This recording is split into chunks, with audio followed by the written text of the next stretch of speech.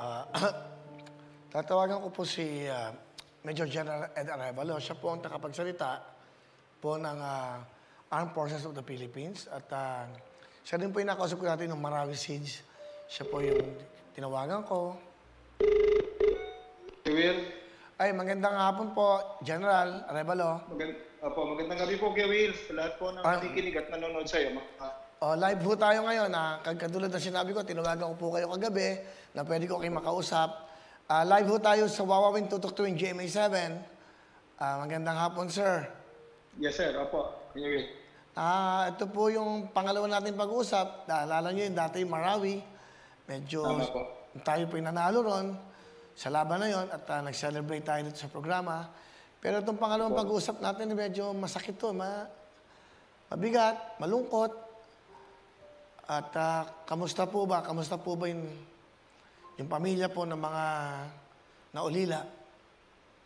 Alam nyo, Kuya Will, nuluksa po ang buong sandatahang lakas ng Pilipinas.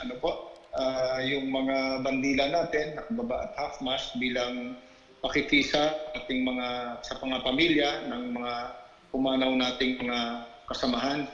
Sa ngayon po, ang mga pamilya na namatayan ay binibigyan po natin ng lahat ng tulong na ating may gagawa para sa kanila. Ganon din po yung benepisyo na nakalaan para dito sa ating mga namatay na kasamahan na itinuturing nating mga bayani. They died in line of duty. Ay atin pong pinoproseso yung kanilang mga tatanggaping benepisyo.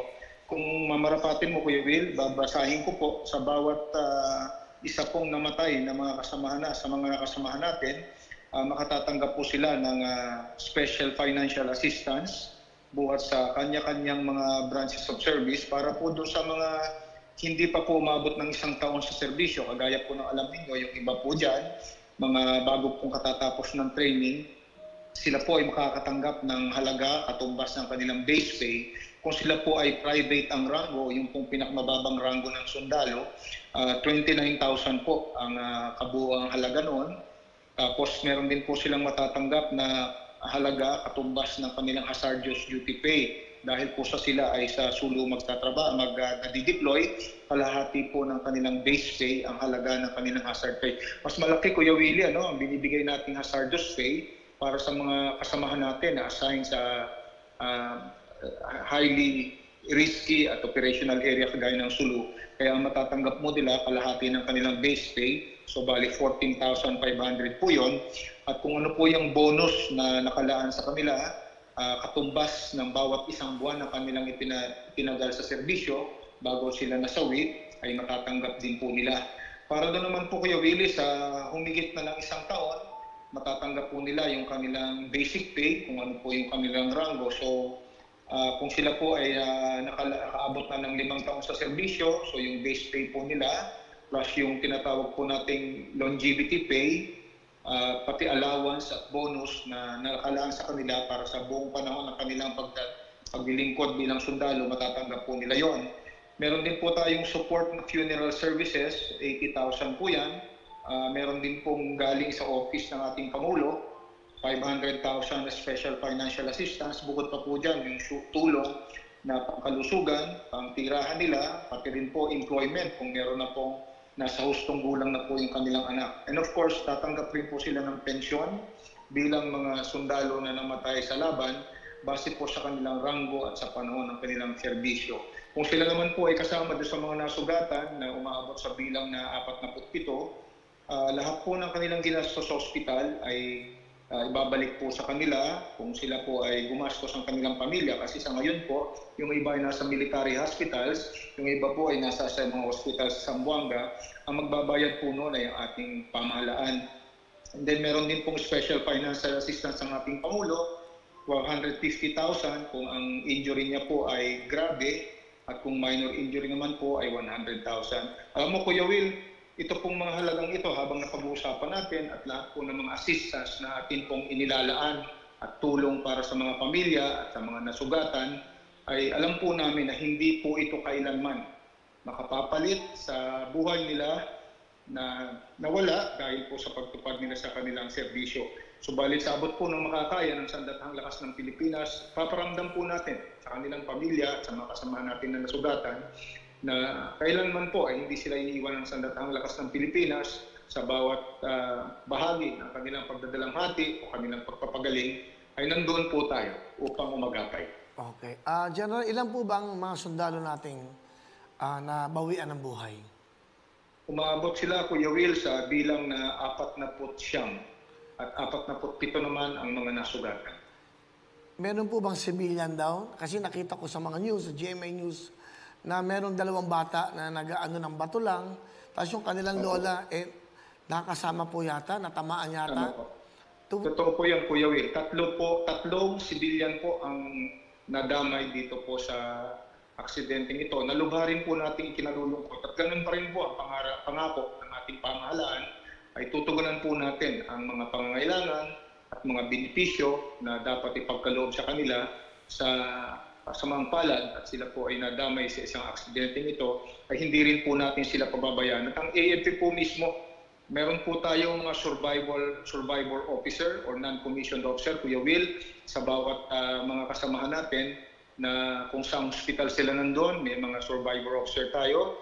Yun pong mga labi na ating inihahatid sa kanilang mga pamilya, meron din po tayong naka-assign upang siya ang sumama na magpaliwanag sa mga kaanak tungkol sa malagim na sinapit ng kanilang kapamilya.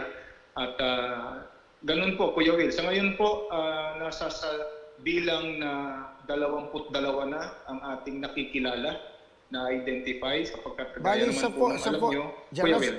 Sa 49 po, meron na, kumbaga, yung iba hindi pa ho nakikilala rin? Hindi pa po, Kuya Will. Ang nakikilala lang out of 49 na sundalo natin ay 22 pa lamang. Sinisiguro kasi natin, Kuya Will, na ang ating dadalahin at ihahatid sa kanilang mga anak ay siya mismo ng labi ng kanilang mahal sa buhay.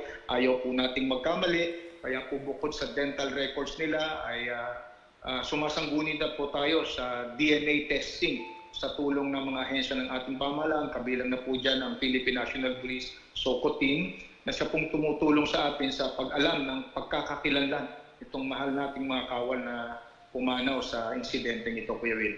Ang nararamdaman ko kasi dito, laging parang sila na lang lagi yung hindi ba nagbobulis ng buhay sa buhay para ipaglaban yung mga kababayan natin. Tapos ganito pa nangyayari. Hindi ba? Hindi ito laban eh. Papunta pa lang na para ho naman, di ba, first timer, tapos umabot tayo sa ganito. Ako, personally, kasi wala na rin po akong oras, nilaan ko itong oras ito para ho sa atin.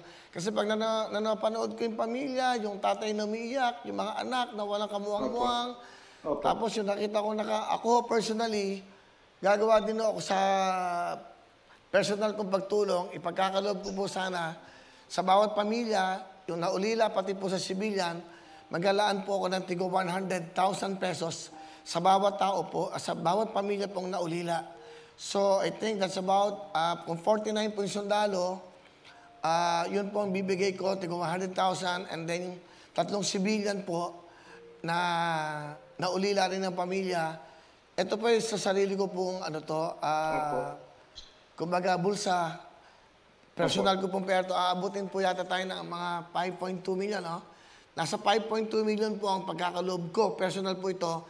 Para po sa mga naulilang pamilya at ipagkakaloob ko po ito sa inyo. At kayo na po ang bahala na magkaloob niyan. Bigay ko po yan para sa ating mga kababayan. Na una sa lahat sa ating mga dakilang sundalo na nagbigay ng puso para sa bayan. Maraming salamat, Kuya Willie. Napakalaking tulong po niyan para sa ating mga kawal. Sabi nga po natin, kapwa tayo nagluluksa. Alam natin na itong halagang ito hindi makatutumba sa kanilang sakripisyo at pagmamahal sa bayan. Subalit ang iyong ginagawa, Kuya Will, pangalawa na ito, una doon sa Marawi, sabi mo nga, nagtagumpay tayo. Kaya sa kabila ng tagumpay natin, nandun ka pa rin upang tulungan sila. Ngayon, nandito ka na naman upang tumulong sa ating mga kawal. Sa ngalan po ng buong Sandatahang Lakas ng Pilipinas, 142,000 of us. Sa ngalan po ni Chief of Staff General Cirilito Subihana, kami po ay taus-pusong nagpapasalamat sa iyo sa iyong malaking puso na pinagkakaloob mo sa Sandatahang Lakas ng Pilipinas at sa pinapakita mong pagmamalasakit at pagmamahal sa iyong mga kawal. tutumbasan po namin yan ng mas ibayo pang pagsisilbi para sa kapakanan ng ating bayan. At sana po, hiling ko lamang sa mga nanonood sa atin at sa milyon-milyon mong taga-sunod at tagahanga, Kuya Will, ipagdasal po natin ang ating mga kawal, yun pong mga pumanaw, pagdasal po natin ang kanilang mga kaluluwa, ang kanilang mga pamilya ay malampasan po nila ang masakit na pagsubok na ito.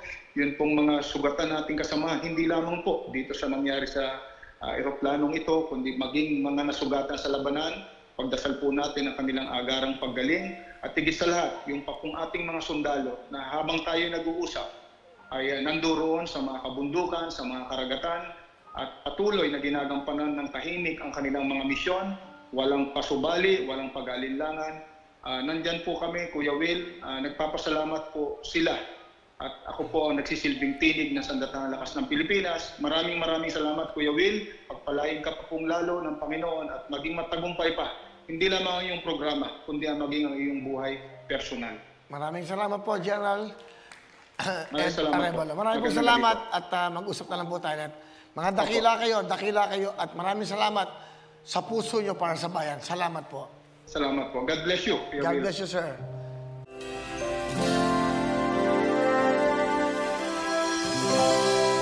Hello mga kapuso! Ako po si Ipon. Minabati ko unang-una dyan mga kaipo natin, mga kaskwami ko dyan. Nagustuhan nyo ba ang video na to? Marami pa kaming inanda para sa inyo. Mag-subscribe lang sa Wowin YouTube channel. Tsaka, don't forget to hit the, the bell button para lagi kang updated. Yun lang!